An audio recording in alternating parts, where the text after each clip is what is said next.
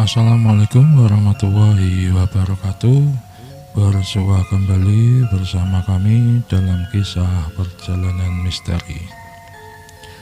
Pada kisah kali ini, admin mengangkat sebuah judul Lawa, sang legenda perampok penguasa ajian belut putih. Bagi sahabat semua yang belum mengklik tombol subscribe beserta like-nya, silahkan klik tombol subscribe dan like-nya demi kemajuan channel kita ini. Oke, tanpa berlama-lama lagi, kita langsung saja ke dalam ceritanya.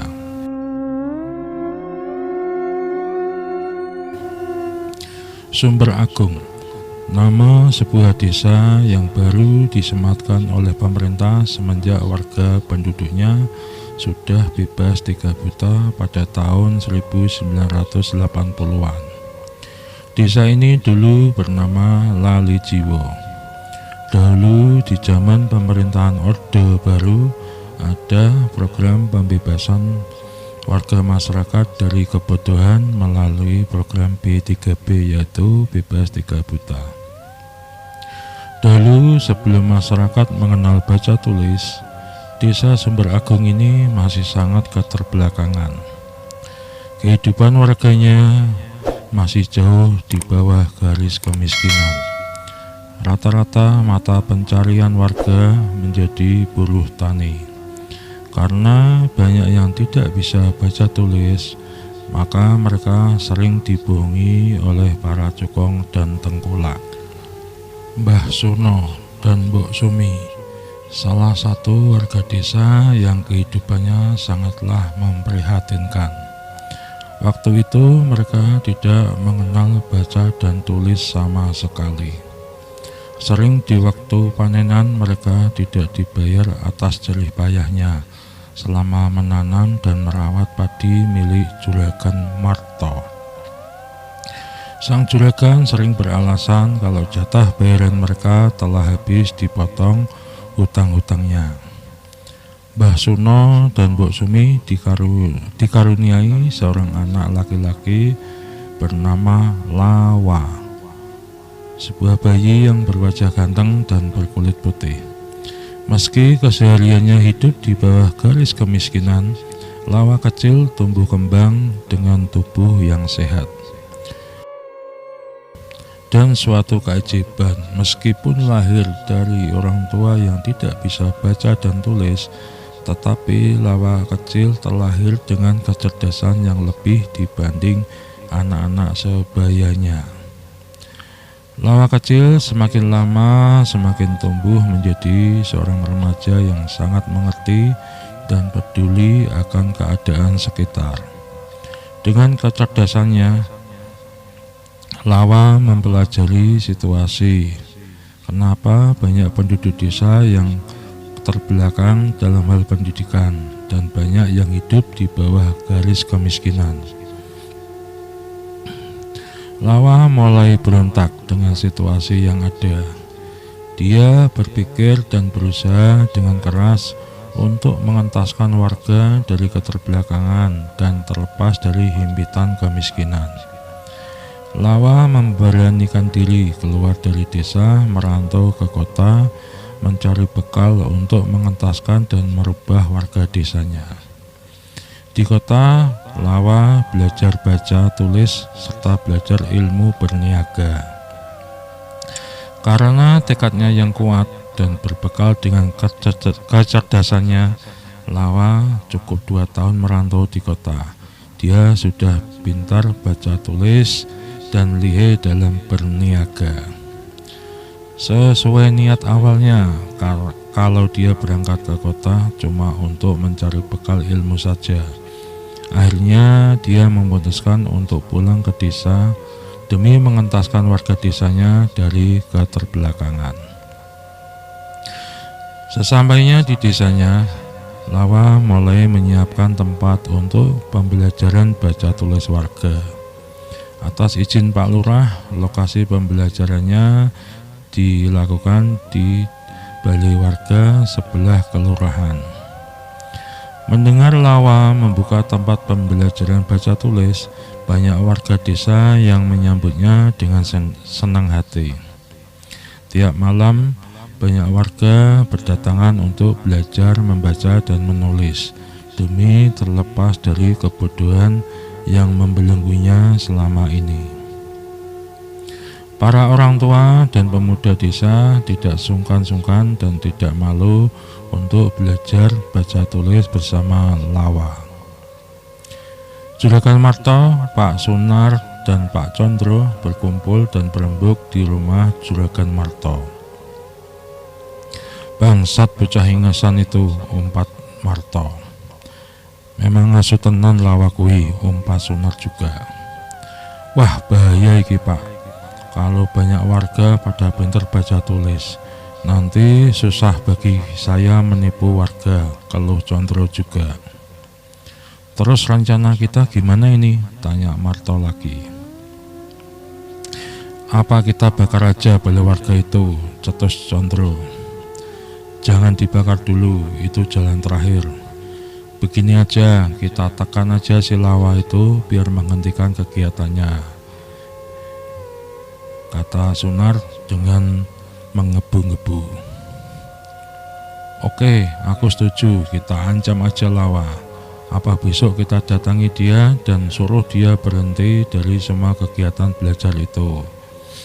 cetus Marto lagi. "Ya udah, besok sore kita bertiga langsung aja datangi Lawa dan mengancamnya langsung," ajak Sunar kepada dua sahabatnya itu. Besok sorenya, sesuai rencana Pak Sunar dan Juragan Marto, menunggu Lawa di sebuah gubuk yang terletak di pinggir areal persawahan. Sementara itu, Pak Condro menjemput Lawa di rumahnya. Dengan sedikit ancaman, Lawa dipaksa mengikuti Pak Condro ke arah gubuk di pinggir areal persawahan. Sesampainya di gubuk, Lawa sangat terkejut karena di sana telah ada Pak Sunar dan Juragan Marto. Di situ Lawa diancam untuk membubarkan rencana dia kegiatannya dalam mendidik warga untuk pintar baca dan tulis.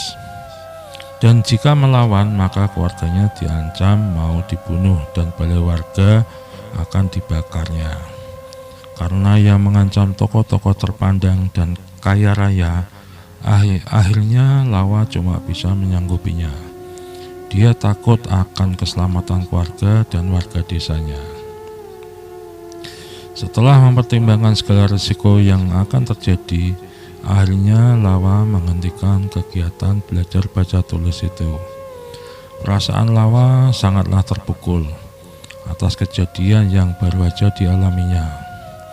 Untuk menghilangkan rasa kecewa dan jengkelnya, dia memutuskan pergi keluar daerahnya menuju tempat kediaman salah satu kawannya di saat dia mencari bekal keahlian waktu di kota dahulu. Sebut saja Sobirin kawannya itu. Singkat cerita, Lawa telah sampai di rumah Sobirin. "Assalamualaikum." "Waalaikumsalam." Kau Lawa, ayo masuk, duduk dulu. Tumben ada apa ini? Kok kamu kesini? Mukamu kok galau, kalau kayak ada masalah berat kelihatannya, tanya Sobirin penasaran. "Iya Sob, rencanaku gagal total," jawab Lawa sambil menghela napas. "Rencanamu kegiatan belajar baca tulis warga ya?" tanya Sobirin penasaran. "Betul Sob, rencanaku itu mengalami kendala yang sangat berat sekali," keluh Lawa. "Kendala apaan bro? Apa warga desa menolak rencanamu itu?" tanya Sobirin penasaran. "Kalau warga sih sebenarnya sangat setuju dan antusias. Bahkan udah sempat jalan rencanaku itu. Tapi ya itu, kita kebentur sama aksi protes para cukong dan juragan. Bahkan aku diancam kalau tetap nekat nerusin kegiatanku ini, maka orang tuaku mau dibunuh dan balai warga mau dibakar," jawab Lawa agak gelisah. "Lah aparat desa apa nggak bisa bantu bro?" tanya Sobirin lagi. "Semua orang di desaku pada takut sama cukong-cukong itu. Di sana mereka sangat berkuasa dan tidak ada yang berani menentangnya. Bahkan Pak Lurah pun juga ikutan nurut kalau mereka punya keinginan. Waduh, gawat kalau begitu. Terus rencanamu gimana kelanjutannya? Tanya Sobirin penasaran. Jujur aja, aku sakit hati sama tindakan mereka, bro. Tapi aku masih bingung gimana caranya melawan kekuasaan mereka. Sedangkan aku seorang diri, gak mampulah melawan kebiadaban mereka. Terang Lawa panjang lebar. Sabar aja dulu, bro. Kau nginep aja di sini sambil kita pikirkan gimana caranya mengatasi kebejatan mereka itu, pinta Sobirin. Ya Sob, memang rencanaku mau merenung dulu di sini sambil mencari cara memecahkan masalahku ini. Setelah berbincang, akhirnya Lawa dipersilakan untuk istirahat di kamar Sobirin. Malam harinya, di saat Lawa tertidur, dia bermimpi. Dalam mimpinya, Lawa ditemui dan diancam lagi oleh Juragan Marto. Selain mengancam, Juragan Marto juga memukuli ayahnya. Melihat ayahnya diajar Juragan Marto, Lawa berusaha melawannya. Tiba-tiba dia terbangun gara-gara tubuhnya diguncang-guncang oleh Sobirin. Dengan nafas tersengal-sengal dan keringat bercucuran, Lawa terbangun dari tidurnya. Kamu mimpi apa, bro? Tidur kok ngigo teriak-teriak gitu? Tanya Sobirin penasaran. Aku mimpi bapakku diajar Juragan Marto, Sob. Sampai-sampai aku memohon-mohon ke dia untuk segera menghentikannya. Tetapi dengan biadab juragan tersebut tetap aja memukuli bapakku sampai akhirnya aku terbangun. Terang Lawa panjang lebar. Yaudah, jangan dipikirkan, besok pagi aja kita cari jalan keluarnya. Udah, ayo kita tidur lagi, masih jam 2 pagi nih, bro, ajak Sobirin. Oke Sob, moga-moga tidak mimpi buruk lagi ya.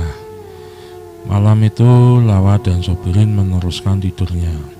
Pagi harinya sambil ngopi dan ngerokok, mereka berbincang lagi membahas permasalahan yang dialami Lawa.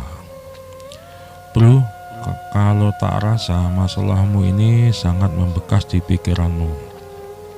Sampai-sampai kamu mengigo saat tidur semalam, terang Sobirin. Ya Sob, gara-gara mimpi semalam aku semakin jengkel dan emosi kepada mereka semua.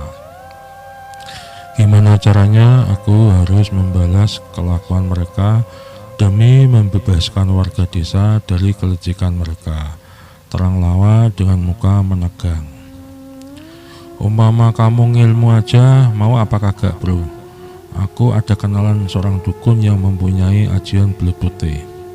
Dengan kamu memiliki ajian belut putih, kamu bisa menghilang dan kamu rampok aja harta mereka sampai habis. Lalu harta itu kamu bagi-bagikan ke warga sebagai ganti atas perlakuan mereka yang curang selama ini, terang Sobirin dengan serius.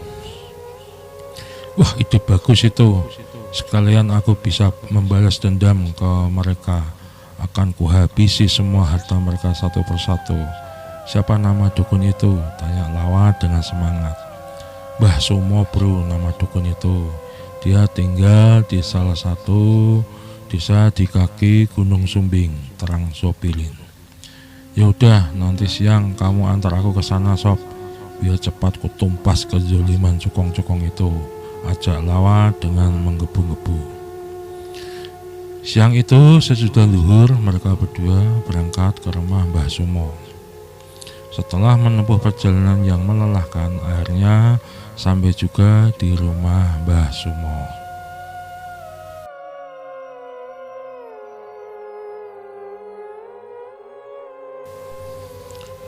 Sampai di sini dulu ceritanya, kita lanjut di part 2. Bagi sahabat semua yang belum mengklik tombol subscribe beserta like-nya, silakan klik tombol subscribe dan like-nya, dan jangan lupa nyalakan loncengnya. Oke, waalaikumsalam warahmatullahi wabarakatuh.